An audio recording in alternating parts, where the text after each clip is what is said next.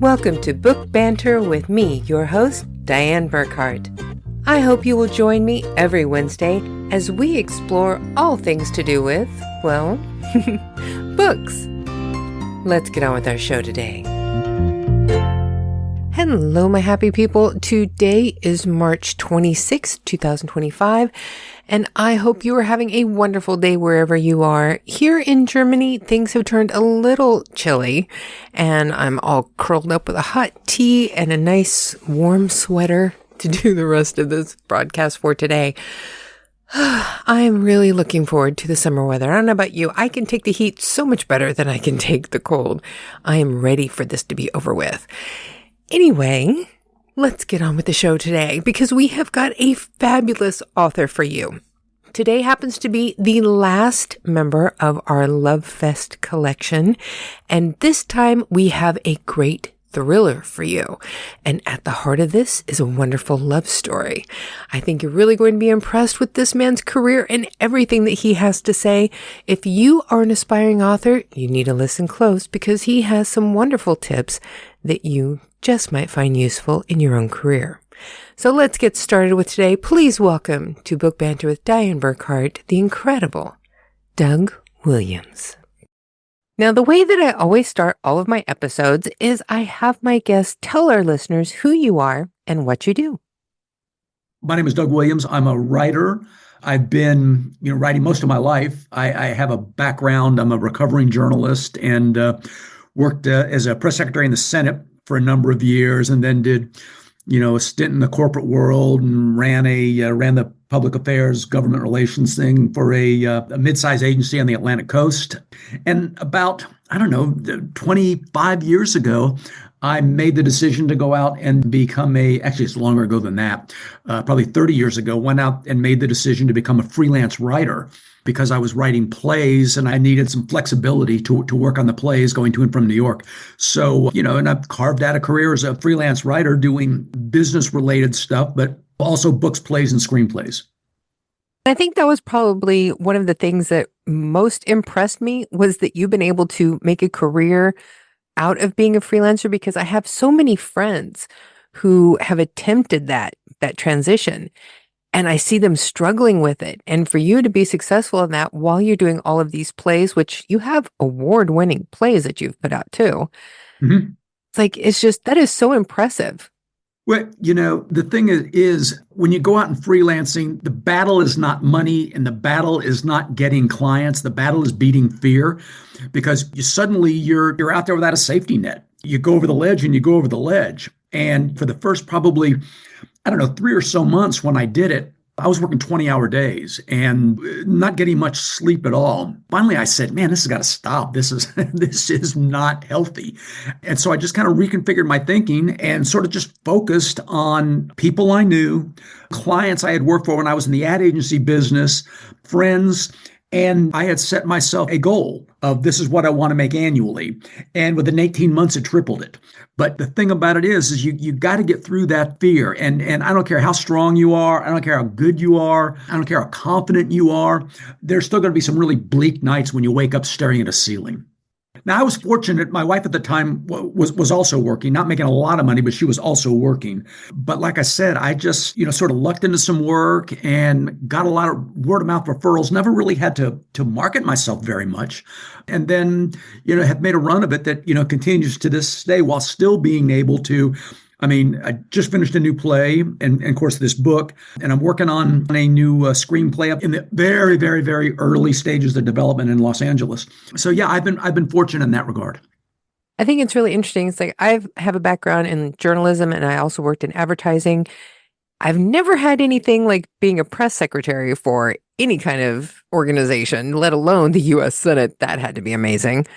But out of all of these careers that you've transitioned through in communications, which one do you think was actually the most stressful? There are probably a couple. The newspaper business, I didn't find particularly stressful. I went straight to work for one of the best papers in the country 2 days after I graduated from college. Oh, wow. So there was a little bit of stress and fear there, but that migrated out pretty fast. But the two things were when I worked in the Senate, and the senator I worked for, who shall remain anonymous, but he got caught in a financial scandal that broke shortly after we got to Washington.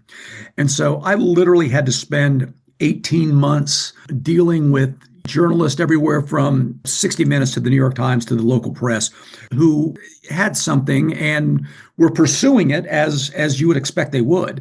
Mm. And, that was in 18 months. And I'm not going to lie, that's, you're sitting there in the halls of power in Washington and you're having to deal with that can be pretty stressful. And the other thing was when I was in the agency business, I did a lot of crisis management. Give you an example, just one. I had a client who had a facility in a major metropolitan area that blew up one day. Oh. And didn't blow up, excuse me. It erupted in a fire and a small explosion. And I had to spend 3 months on the ground just dealing with the media, dealing with the lawyers, dealing with the local activists who were protesting all the time, managing the media during a lengthy trial to see if this company was going to be shut down. Wow. And so that was a bit of an adventure too. I happen to like that environment. So I felt the stress, but I also, kind of ate it up. So how do you deal with stress? I don't really have a problem with it anymore. I can stay very focused on what I'm doing. If something is freaking me out, I've got the wherewithal to take 2 steps back and not let it eat me alive. I do a lot of reading to calm down. Frankly, I spend a lot of time in the gym, which really de-stresses me. And then I learned not to let things bother me. And I think that's a huge thing. And that's probably only been a relatively recent thing with me, is that I'm just not letting things get to me anymore. Mm-hmm. I'm thinking, okay, this is going to resolve itself one way or the other. And I've got a theory that, worrying about things, doesn't change the odds of them going right or wrong. So I just deal with the things as they come, knowing full well that at some point I'm going to figure it out. And invariably I do. I can resolve things that maybe a year or 2 or 3 years ago, may have had me in the bed with covers pulled over my head. One of the things that we've been talking about a lot in the last season was just mental health issues and how being a freelancer or being an indie author, or even traditionally published author, comes with so much stress. Because it's like publishing houses now want you to have a huge following on your own before they even take you on. Right. And it's up to you to do your marketing. They may publish your book, but you still have to promote yourself and your work. So that's one of the reasons why we've been focusing on it's like how people deal with stressors. And is it worth it? Dianne, I think you're right. I mean, I wrote this book relatively fast, 18 months, and usually it takes me much longer to write a book. But the marketing has been far more time consuming and far more difficult than actually writing the book. And, I got a therapist and we talk about this stuff all the time, mm-hmm.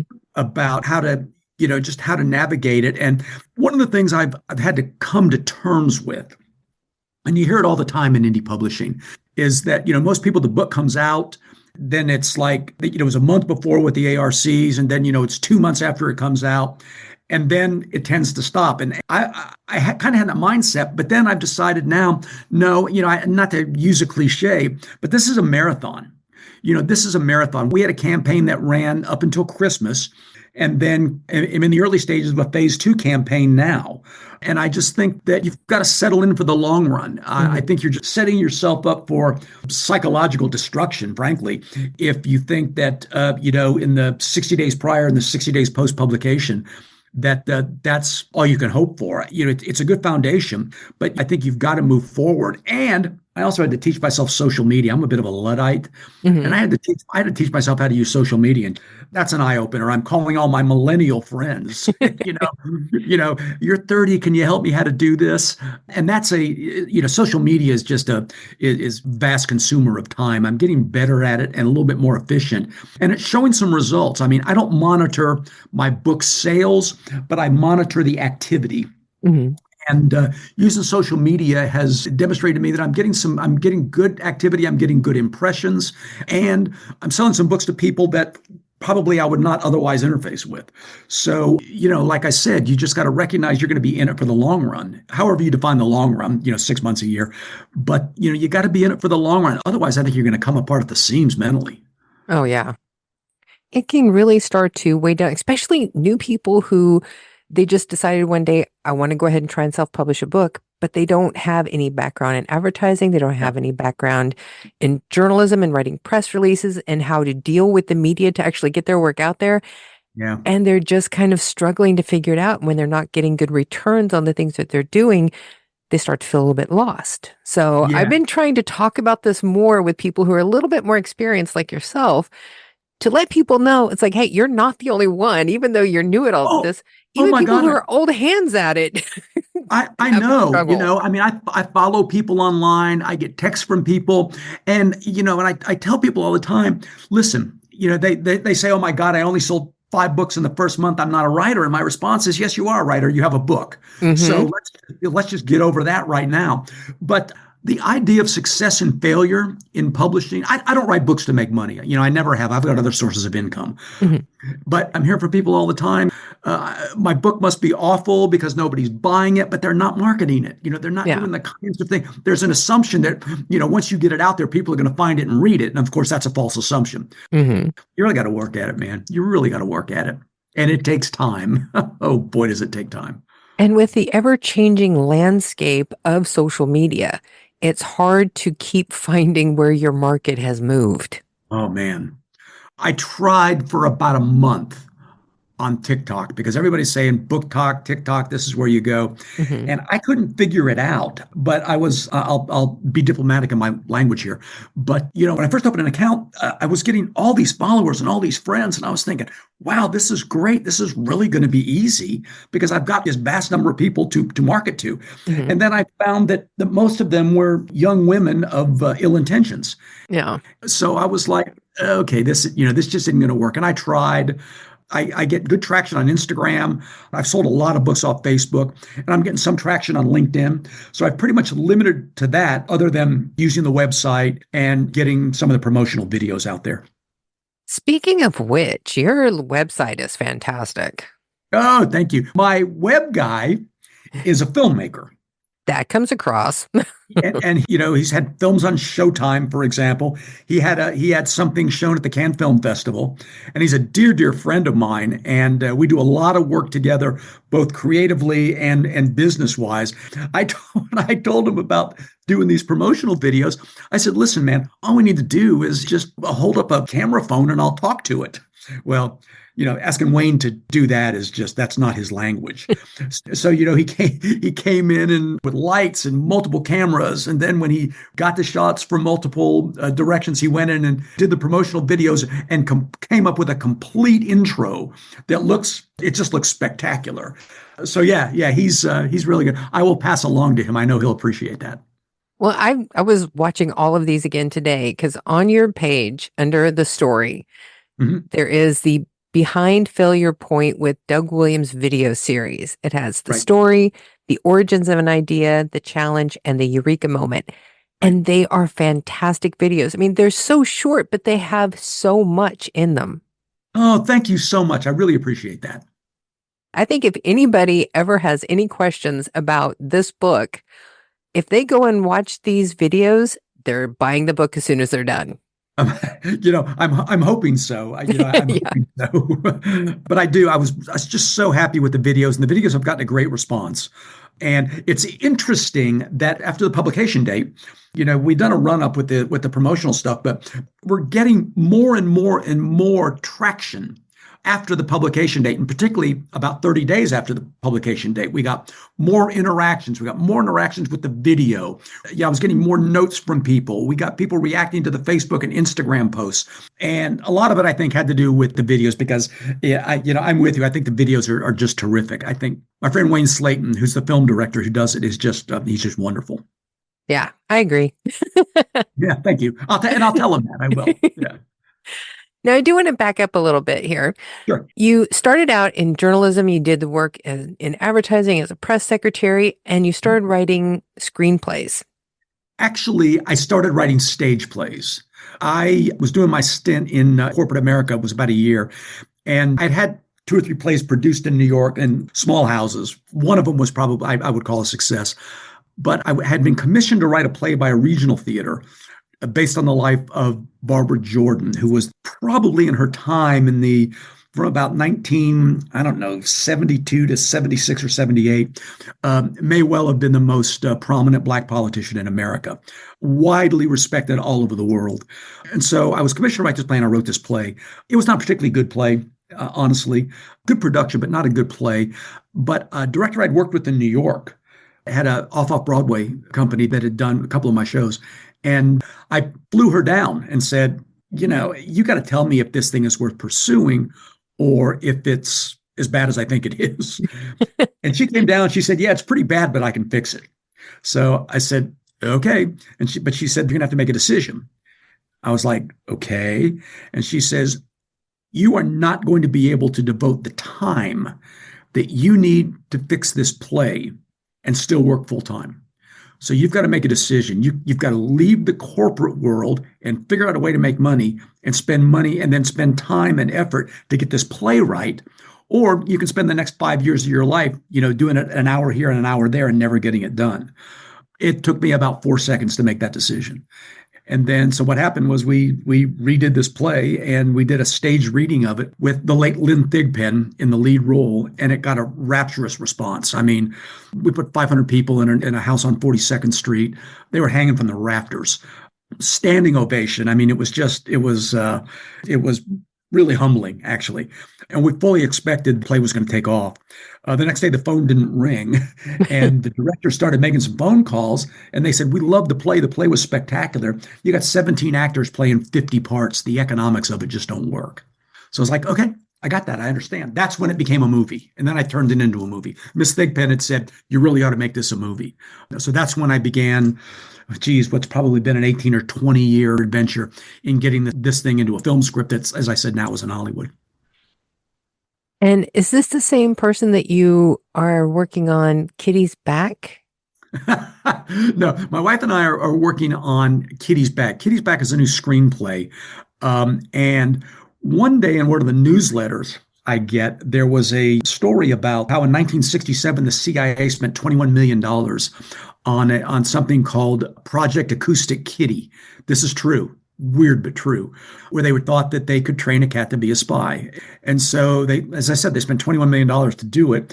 So they decided to run what we would now call a beta test in, I think it was Central Park or maybe someplace in Washington, where they put the cat down and the cat was wired. The cat had chips and wiring and antennas and everything else. So they sent the cat in the direction of two people who were sitting on a bench that were suspected Russian spies. And the cat started going there and then saw a squirrel and completely forgot everything, ran out in the street and got hit by a car. And so Project Acoustic Kitty ended right there. But I started thinking, oh my God, why not contemporize this? We've got new technology. So I started researching about how to train cats, about, they make these little crocheted beanies that they can put on cats to measure their brain waves. So I just did all of this reading and came up with a contemporary version of it that I'm about, 55 or so pages into. But yeah, so that's a new one. And it's so funny because the play my wife and I are finishing up now is very serious. And Failure Point is rather serious. So it was so funny to sit down and write something. I can't write comedy, and I don't think comedy's in lines. I think it's in situations. Mm-hmm. But it was so funny to sit back and just kind of write something light and just having the best time. Having the best time doing it, So that's what Kitty's Back is all about. Kitty is the new cat on the block. So you were having this success as a screenplay writer. Mm-hmm. What made you decide to try writing books? I had written a book some years ago that got middling reviews. I'm not even going to give you the title for reasons that will become obvious. It got middling reviews, but I read it a year after it was published and thought, this is one of the worst books in the history of the English language. I thought it was awful. So what I did was I worked with a guy named Richard Merrick, who was Hemingway's editor, but was really instrumental in getting Thomas Harris's career going by editing Black Sunday. So Mr. America and I worked on a couple of drafts, and he has since passed. But I got it right where I wanted it to go, and then I started writing movies. And then I went back and forth from movies to scripts, and then I had an idea. Oh God, it's probably been 10 years now, about a book I'd long wanted to write on a subject I'd long wanted to write. And that became Nowhere Man, which did get good notices. But then that fell by the wayside because the screenwriting, started to take off. And then I wanted to sit back and write a novel that dealt with some of the themes I like to deal with, but also took an unflinching look at a marriage, in the guise of a suspense thriller, kind of tinged with mystery. So it's been, one thing and then another thing. And then, it's like I have creative ADD. I bounce from one thing to another. Do you think bouncing like that actually feeds your creativity? That keeps everything fresh? Yeah, I do. Because, as I'm sure you know, the requirements in writing a screenplay are very different from those from writing a novel, and very different from those writing a stage play. It takes an entirely different set of skills by the nature of the medium, but also by the fact that stage play takes place on a stage. Films have to be written in a certain way. A book, you can go all over the map. Yeah. So what happens is I do think that one thing feeds another, and in the process sharpens all of the attendant skills. I'm working on a sequel right now to a Failure Point, and I noticed the other day when I was writing that my writing felt sharper and crisper and more focused. And what I'd written in the interim between, finishing the book and the sequel was plays and screenplays. Mm-hmm. And I'm certain that dealing with writing in those forms, I'm sure informed the writing of the sequel, because the sequel's coming a lot easier and a lot more creatively, I think, than did before. I'm not having to work at it as hard. And I do believe that's the upshot of screenplays, which have to be written in a certain way. And some of the things I've learned from screenplays, I've actually applied to novel writing in terms of pacing and chapter length and dialogue. And stage plays are kind of their own animal, because there's no exposition in a stage play. Mm-hmm. You've got to be able to really capture your character in what they say.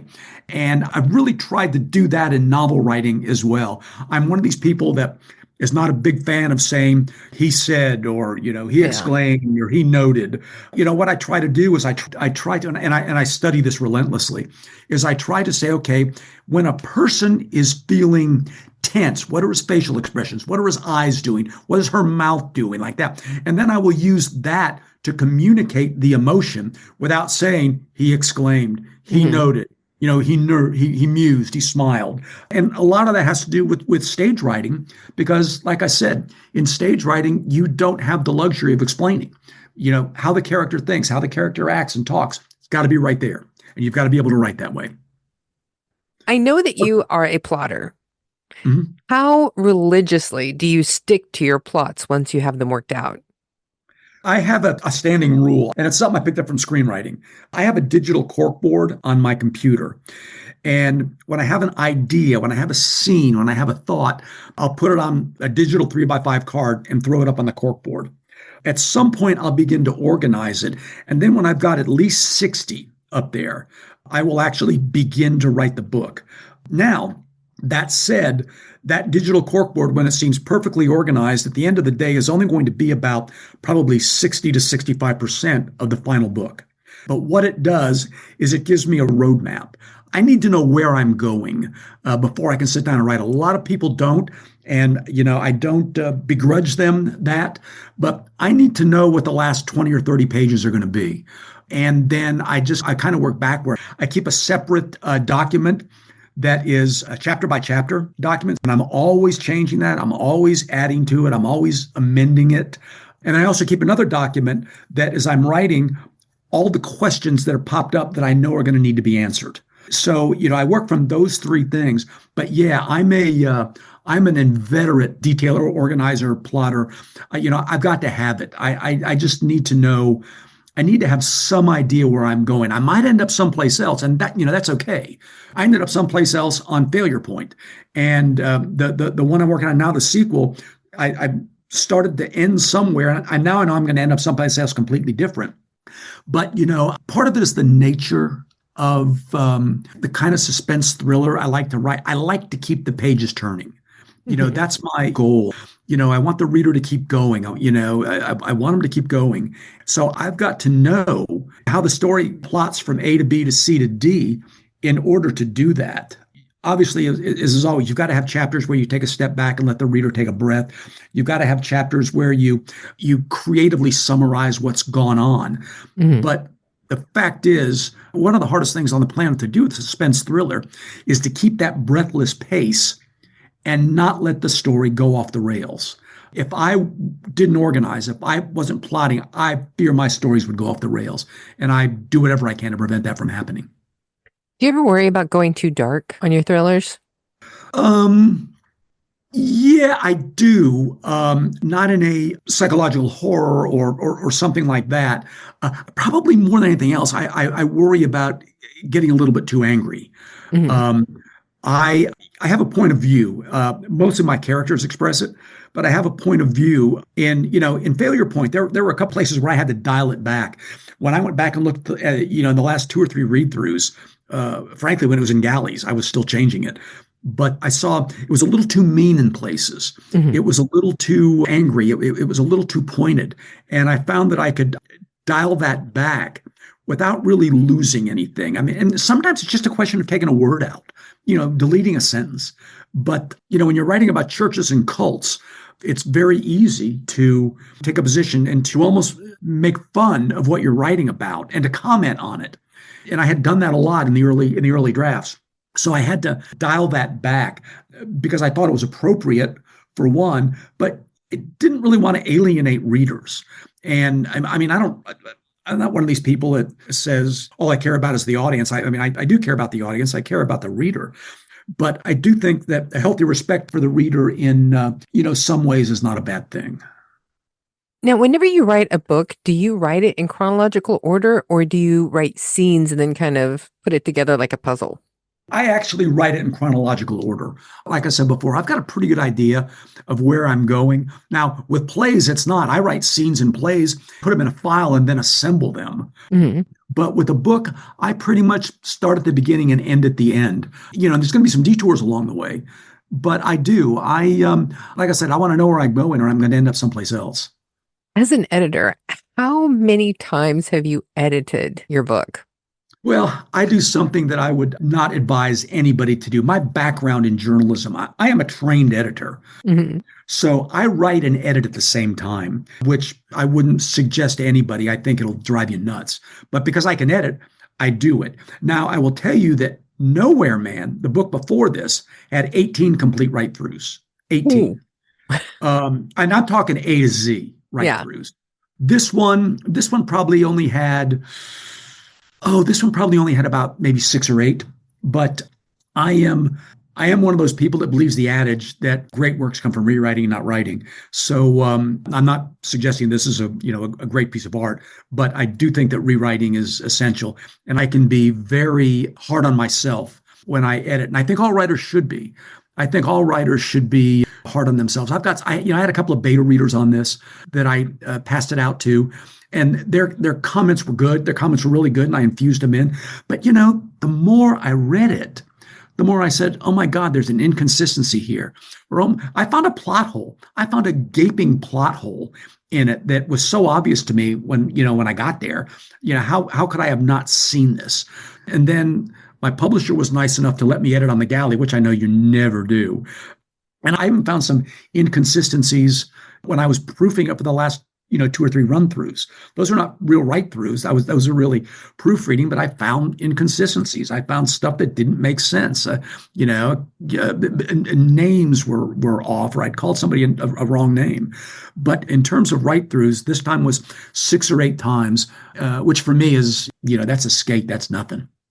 I know for me, I have so many notes for everything that I write. It's almost as big as the book that I'm writing. Oh, I get it. And I don't know how you do it, Diane, but what I started to do is I started to send myself texts when I have an idea. You know, Mhm. if I'm not at the computer and I have a thought, I'll send myself a text as a reminder, and then I'll get it up on the note cards when I'm back in front of the computer. But I do. And this one, when I was laying out this one, the new one, the sequel, I had all these great ideas, man. I was thinking this is going to rock and roll. But then when I assembled it, these great ideas just didn't fit into the narrative. And the classic, you got to learn to kill your darlings. Well, I did. Yeah. So yeah. So now why don't you go ahead and tell us about Failure Point? Failure Point exists at two levels. First, it's a straight ahead thriller. It's about a FBI agent whose career has just tanked. After he's basically been fired by the Bureau, he comes home to find a Post-it note up on the refrigerator from his wife that says, "I can't take this anymore. I have to go." And about six or so weeks later, he out of nowhere discovers that she has joined a rather mysterious church/cult in East Texas. And he becomes convinced that she's been brainwashed and kidnapped, and assembles a group of similarly disgraced agents to crack out a plan to rescue her, to break her out. He doesn't realize that there are a whole lot of powerful people in Washington who don't want that to happen. They don't want him to find out what's really going on in this church, and they certainly don't want him to know who his wife really is. So that's the spine of the story. That's the intention and the obstacle of the story. But the other thing is, I wanted to take a hard look at why marriages fail. Having been through failed marriages.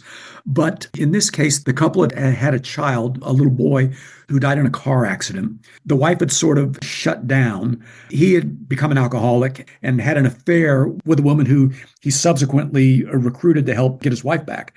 But it's a look at, everything from communications to, sleeping in different rooms to never talking, looking at all the things that would define a marriage. And the other thing I wanted to examine is to pose the question, do we ever really know who our spouse is?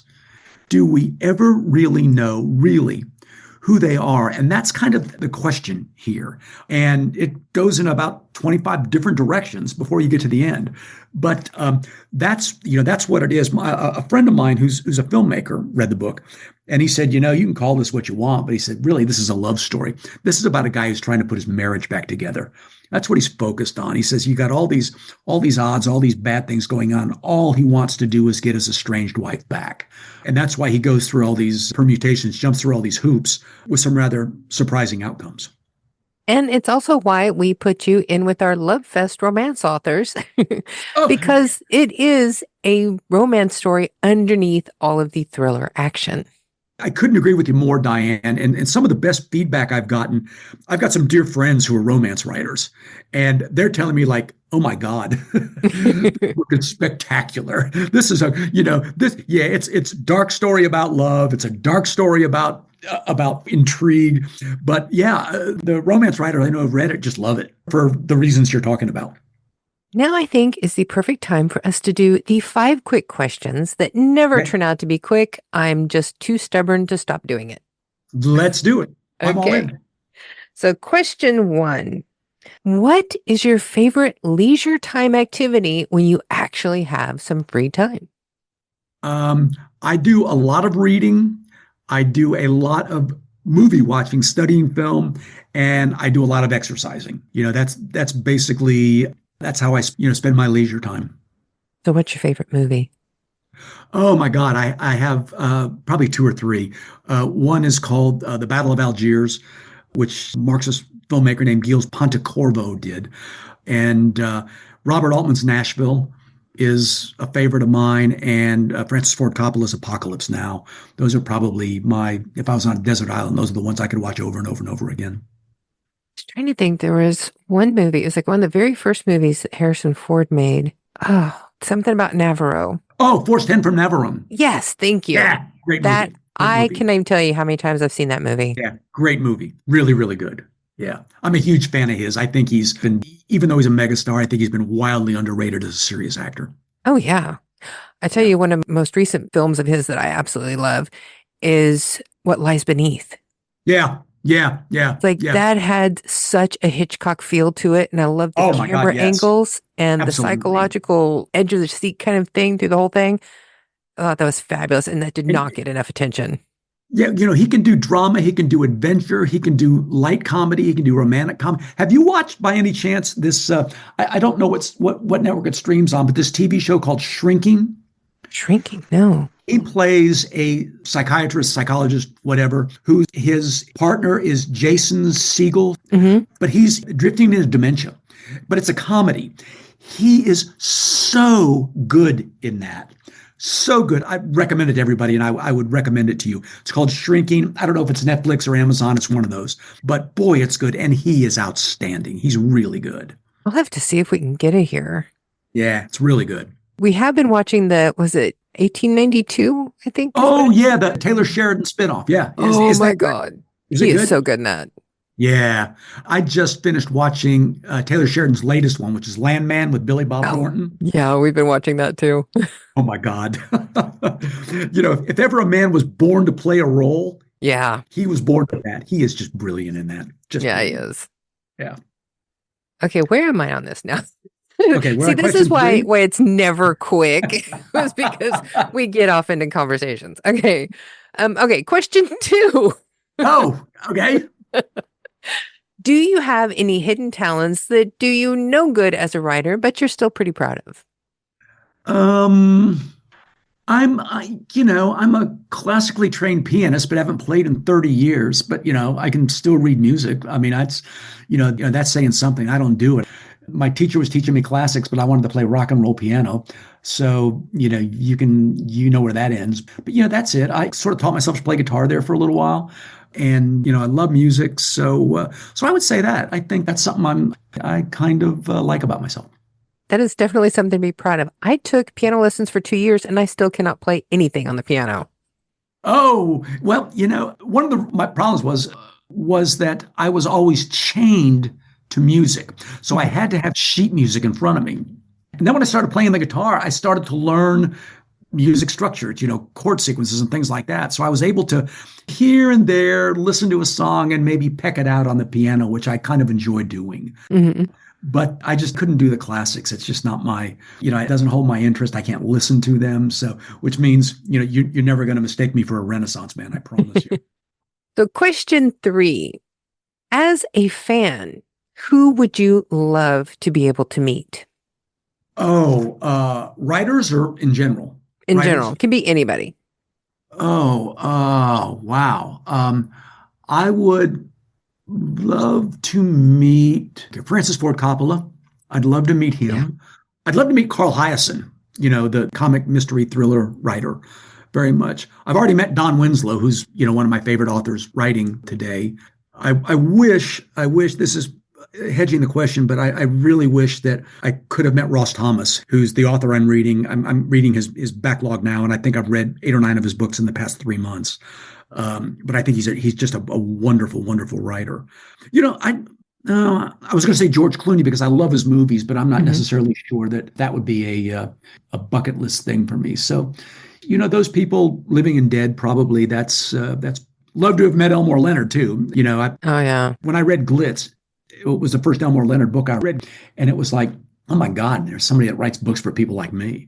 And David Mamet. I would love to meet David Mamet. He's the guy, when I saw Glengarry Glen Ross on Broadway, I said, here's a guy that writes plays for people like me.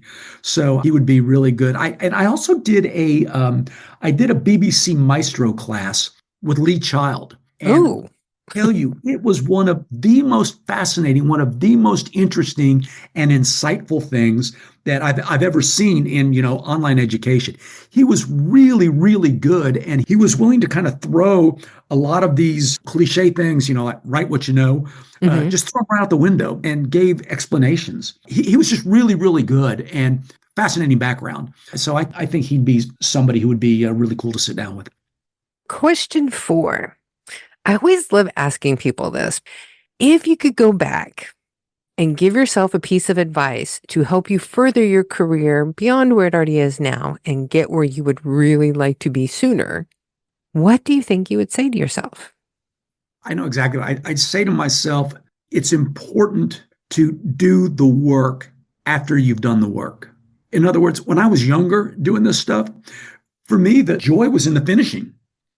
I write a play. I didn't care if it got produced. I had a great time writing the play. Mm-hmm. And I wish I would have realized then that the work doesn't end when the project ends, no matter how much you like it, no matter how satisfying it was to do the work. That's not closure. You've got to keep going. Yeah. And like I said, I was just happy. I was perfectly satisfied with doing the work and then moving on to the next project. And I wish that I had been a little more in tune to taking it the 5, 10, 15, 20 steps that needed to be taken upon completion. I just had, I guess, a closure problem. And I wish that I had the wisdom, the insight then to compared to what I know now. Last question. Question 5. Oh, no. Okay. When you walk into a bookstore to go buy something and you don't have a specific title in mind, where do you head first? I go to mysteries and thrillers. One, and then I will go to dramatic arts. I'll go to film studies. Those are the two things I tend to go to. And, film studies, I mean, music too, but that's what I do. I immediately migrate to the shelves for mysteries and thrillers. And then secondarily, I go to the shelves, which are about film, theater, and music. Do you find yourself collecting reference books? I do. I've got a healthy stack of them, in terms of helping me with content, but also in actually helping me with the just the process of writing. Mm-hmm. I do. I've got, one of the things I've applied to my novel writing is a technique in film on how you move people from scene to scene. And, it's a great reference book. And I use it now to propel people from chapter to chapter. And it's a great way to keep your momentum going. So I've got that. I collect books on emotional intelligence, on people, how they act when they're distraught.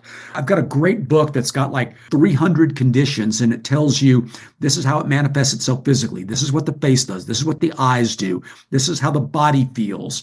And that's just been, incredibly beneficial to me, as I said, from being someone that doesn't want to write he said all the time.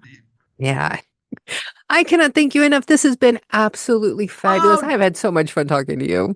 Dianne, you're the best. You are the best. I really enjoyed this a lot. And I really thank you for having me. As always, all of your information is going to be in the description of the podcast, as well as on our website at burkhartbooks.com. And you are the final author scheduled in the Lovefest for the last week of March. Cool. That sounds great. So there you have it, folks. The incredible Doug Williams. Now, I have to admit, I was a little shocked whenever I was listening to this podcast again, because I actually forgot to have him say his name again and the title of the book that we were discussing and where you can find it. So let me clarify. This was Doug Williams, and the book that we were discussing was Failure Point. You can find it on his website at dougwilliams-author.com. And his book is available at various stores, including Amazon, Barnes & Noble, Thrift Books, Books A Million, IndieBound, Waterstone, and Foils. And of course, we will have links to all of the major sites for his social media, his website, and places you can buy the book in the description of today's podcast and on our website. And be sure to go to his website and check out all of the things that he is involved in. He has got such a vast and varied career. There's something that everyone will find interesting to follow. Now, next week, we're starting off again with all of our regular season episodes, and our first author up is women's fiction author Jacqueline Friedland, and we're going to be discussing her book, Counting Backwards. If you would like to find out more information about Jacqueline and all of the authors that we have coming up in the next 2 months of spring episodes, I've already got the list up on our website at burkhartbooks.com/podcast. You can find all of the authors coming up with links to their websites or major social media platform, and find out about all the authors who are going to be coming up on our show during the April and May episodes. And while you're at it, be sure to check us out on our social media. You can find links to all of that at burkhartbooks.com, or just search for @BurkhartBooks and you'll be able to find us on Facebook, TikTok, Instagram, Threads, Linktree, our YouTube channel. Just about everything that we have, you can find if you search @BurkhartBooks.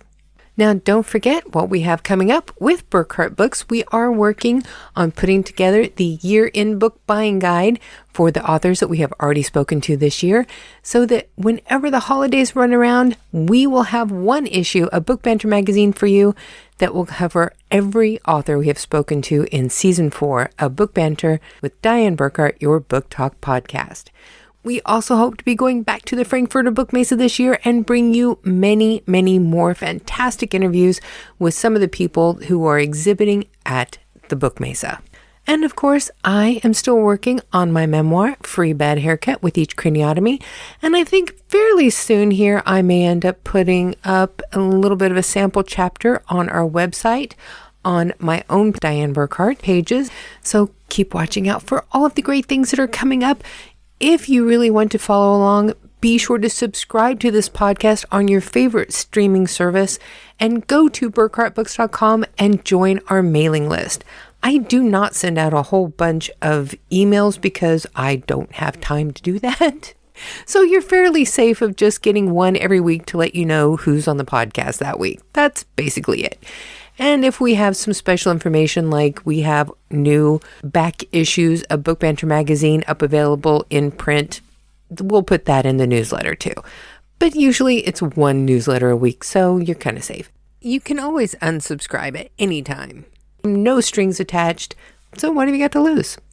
But that's enough for today, so you know what time it is. It's time for you all to go forth and be really happy.